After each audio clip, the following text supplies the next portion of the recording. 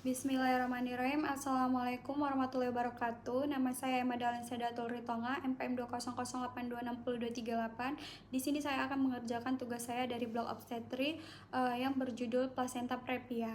Di mana di sini saya akan menjelaskan definisinya terlebih dahulu, yang dimana placenta previa ini adalah plasenta yang letaknya abnormal, yaitu pada segmen bawah uterus sehingga dia menutupi sebagian atau seluruh pembukaan. Lalu saya akan menjelaskan tentang klasifikasinya, di mana pertama saya akan menjelaskan placenta previa totalis, di mana ini placenta previa totalis atau komplit itu adalah plasenta yang menutupi seluruh ostium uteri sternum. Pada jenis ini jelas tidak mungkin bayi dilahirkan bisa secara normal.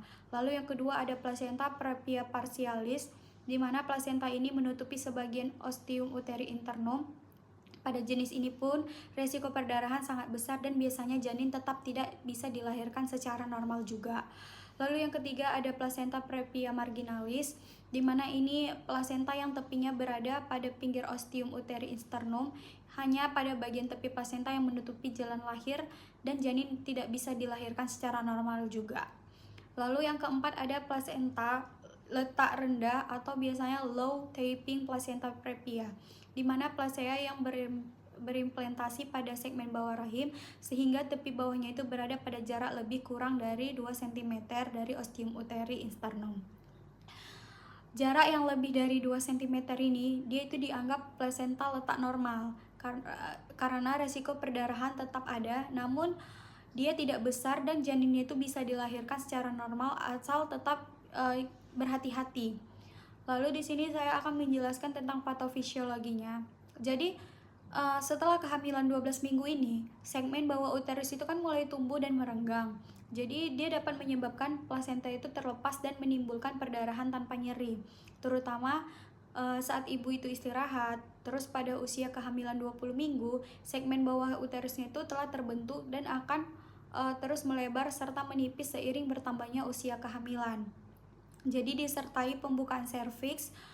Lalu pada kasus placenta previa ini itu dapat menyebabkan perdarahan dengan darah merah akibat robekan sinus uterus atau sinus marginalis placenta.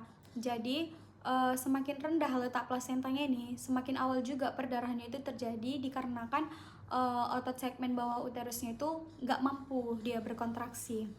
Lalu komplikasi dari placenta previanya ini dia meliputi anemia, shock, robekan serviks atau segmen bawah uterus, lalu infeksi hingga juga bisa sampai kematian.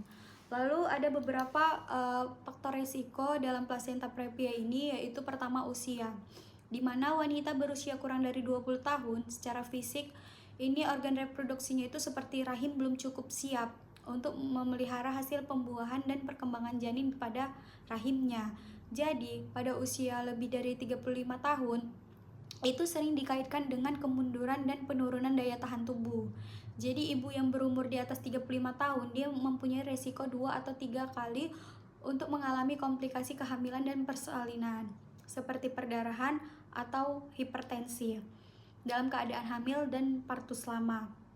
Lalu yang kedua ada multiparitas, di mana uterus yang melahirkan banyak anak ini cenderung bekerja tidak efisien dalam semua kala persalinan karena dia melemahnya otot-otot rahim.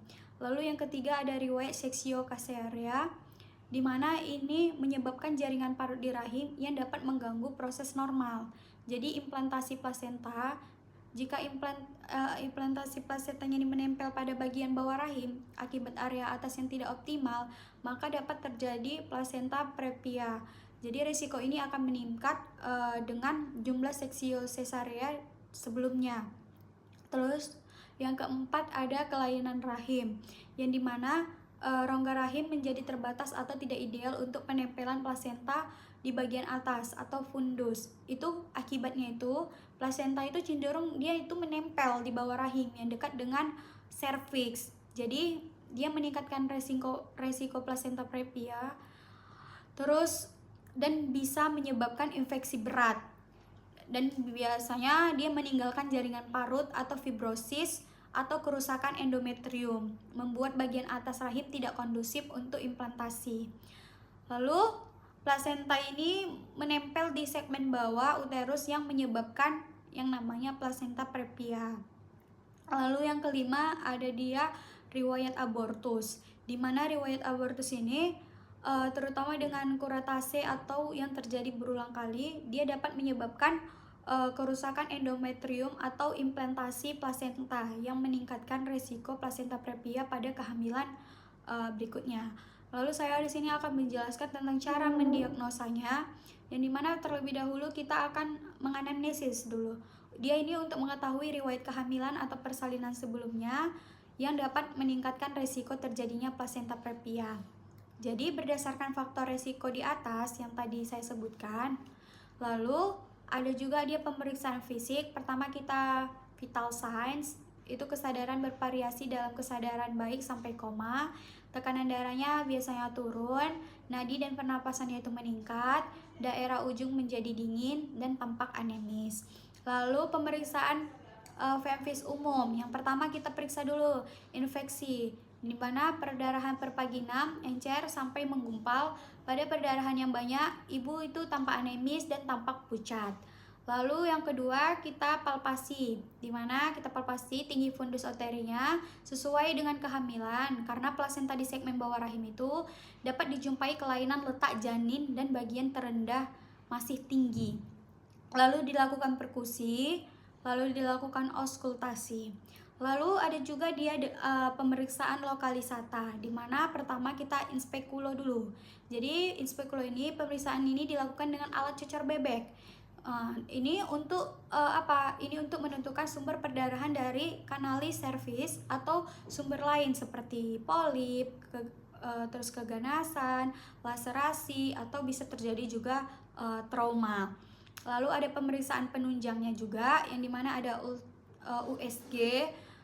Yang pertama ada USG transabdominal, dimana ini metode sederhana, tepat dan aman, itu untuk mengetahui lokasi plasentanya. Tingkat akurasinya itu sekitar 96%. Itu dilakukan dalam keadaan kandung kemih kita itu kosong. Lalu ada yang namanya USG transvaginal. Jadi ini tingkat ketepatan diagnosa plasenta previa dengan akurasinya itu 98%. Dimana ada tata laksananya juga, farmakologi, itu terapinya itu tujuannya itu agar janin tidak terlahir prematur, penderita dirawat inap tanpa melakukan pemeriksaan dalam melalui kanalis cervix. Jadi syaratnya itu keadaan ibunya itu dan anak itu dalam kondisi baik, terus Hbing itu normal, tidak ada perdarahan, belum ada tanda infarktu, dan janin itu masih hidup di dalamnya. Lalu kita berikan tokolitik jika ada kontraksi MgSO4, itu dosis awal dilanjutkan 4 gram per 6 jam, terus diberikan betametason 20 mg, itu dosis tunggal untuk pematangan paru janin. Lalu kita non farmakologinya, dimana indikasi ada perdarahan yang banyak atau tidak, atau pembukaan kecil. Jadi komplikasinya itu pada ibu itu kita lihat ada anemia, shock, lalu plasenta akreta, di mana plasenta akreta ini adalah plasenta melekat terlalu dalam pada dinding rahim, tetapi dia tidak menembus otot rahim atau biasanya disebut dengan myometrium.